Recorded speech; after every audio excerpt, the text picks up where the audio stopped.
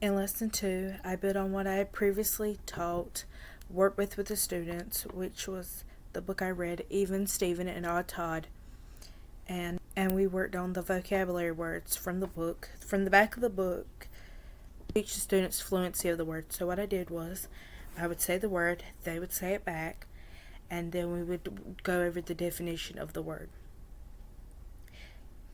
And then we would learn how to pronounce the word correctly. We would learn what the word means, the definition of the word. We would look at how to use the word in sentences. I used my read aloud book, Even Stephen and Odd Todd, to get this all done.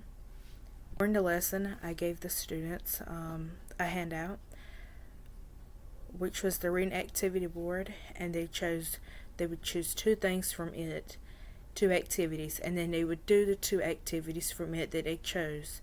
So if they chose do a triangle spin, they would do that. If they also chose write silly letters, they would also do that, which would be write each word using crazy letters. So they would do 2 of those. That was their activity for the lesson 2. And the assessment I did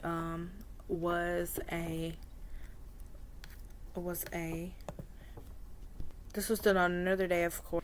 We did a vocabulary and a spelling test.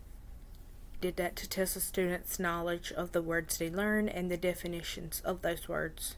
Did a vocabulary test, and it was the words from the back of the book. So on the vocabulary test, it had the word at the top and then the definitions on the sides, so they would match the word to the definition. And for the spelling test, it had the word to the students, and they would write it down on their paper. And I did the spelling test first and the vocabulary test last.